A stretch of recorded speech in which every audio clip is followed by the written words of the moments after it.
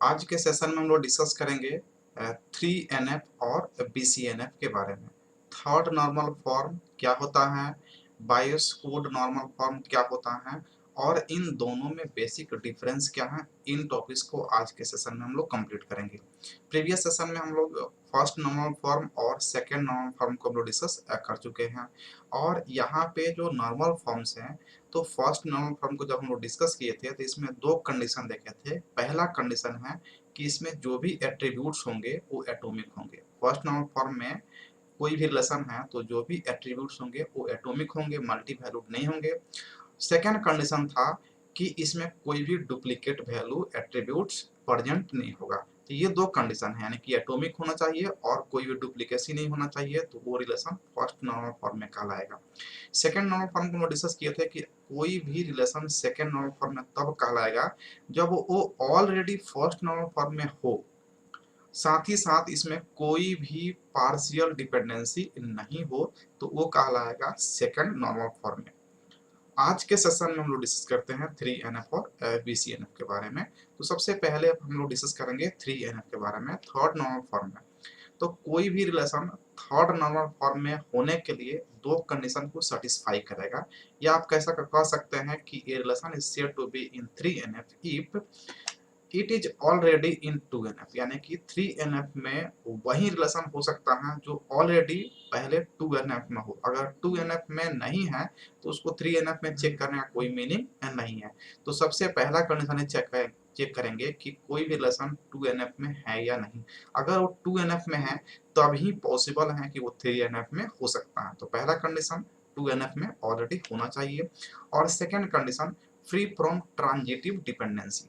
Transitive dependency हम लोग functional dependency के प्रॉपर्टी में देखे थे, जिसमें ये देखे थे कि अगर कोई एट्रीब्यूट्स ए बी को डिटरमाइन कर सकता है और बी जो है ना सी को डिटरमाइन कर रहा है, तो ए जो है ना सी को डायरेक्टली डिटरमाइन कर सकता है।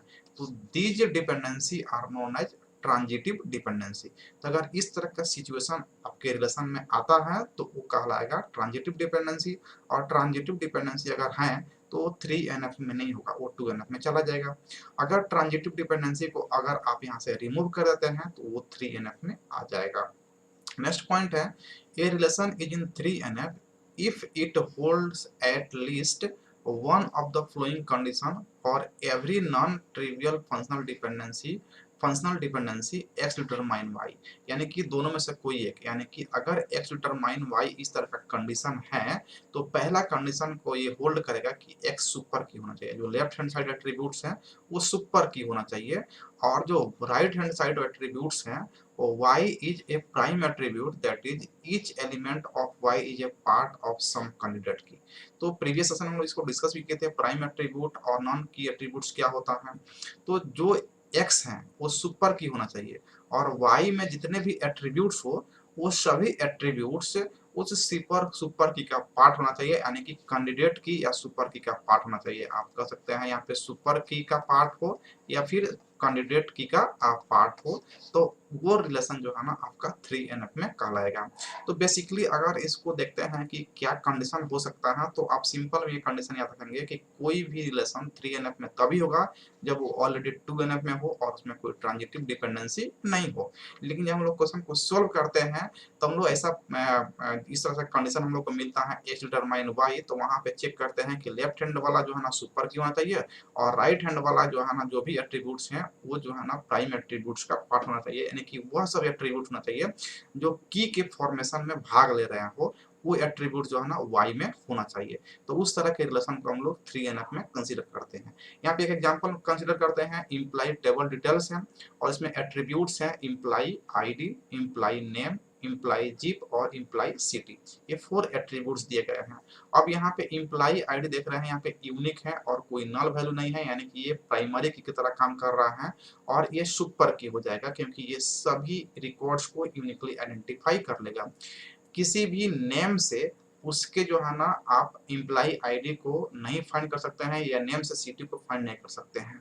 किसी भी जिप से अगर आपका जिप यानी कि पिन कोड दिया हुआ है तो पिन कोड से जो है ना आप उस सिटी को डिटरमाइन कर सकते हैं, उसके इम्प्लाई आईडी को और इम्प्लाई नेम को डिटरमाइन नहीं कर सकते हैं। मतलब ये है कि यहाँ पे जो सुपर की है वो इम्प्लाई आईडी है, तो इम्प्लाई आईडी यूनिकली आइडेंटिफाई कर रहा है। और देख रहे हैं आप इम्प्लाई आईडी से हम लोग इम्प्लाई नेम को डिटरमाइन कर सकते हैं, इम्प्लाई जीप को डिटरमाइन कर सकते हैं और इम्प्लाई सिटी को डिटरमाइन कर रहे हैं। और यहाँ पे जो इम्प्लाई जीप है, तो इम्प्लाई जीप किस पे डिपेंड कर रहा है, इम्प्लाई जीप डिपेंड कर रहा है किस पे, इम्प्लाई आईडी पे। यानी कि इम्प्लाई आईडी यहाँ पे इम्प्लाई आईडी डिटरमाइन कर सकता है किसको, इम्प्लाई जीप को, इम्प्लाई जीप को डिटरमाइन कर सकता है। और इम्प्लाई जीप से हम लोग इम्प्लाई के सिटी को डिटरमाइन कर सकते हैं, यानी कि किसी भी इम्प्लाई का पिन कोड मिल जाए तो किस सिटी में रहता है उस सिटी को हम लोग डिटरमाइन कर सकते हैं। तो यहाँ पे आप ऐसा लिख देते हैं कि इम्प्लाई जो है ना, जो जीप है, इससे हम लोग क्या डिटरमाइन कर सकते हैं, इम्प्लाई के सिटी को डिटरमाइन कर सकते हैं, इम्प्लाई के सिटी को डिटरमाइन कर सकते हैं। तो अब यहाँ पे आप रिलेशन को देख रहे हैं कि इम्प्लाई आईडी इम्प्लाई जीप को डिटरमाइन कर रहा है और इम्प्लाई जीप इम्प्लाई सिटी को डिटरमाइन कर रहा था, ये दोनों कॉमन हो गया।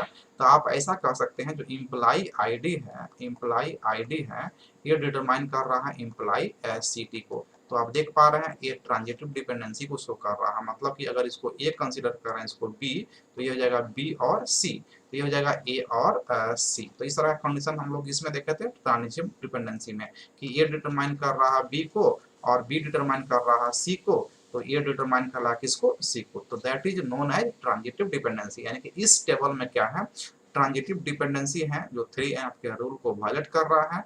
यानी कि ये जो टेबल है वो 3NF में नहीं है। क्यों नहीं है, क्योंकि इसमें ट्रांजिटिव डिपेंडेंसी है। क्या है ट्रांजिटिव डिपेंडेंसी, तो इम्प्लाई जीप जो है डिपेंड कर रहा है इम्प्लाई आईडी पे और इम्प्लाई सिटी डिपेंड कर रहा है इम्प्लाई जीप पे।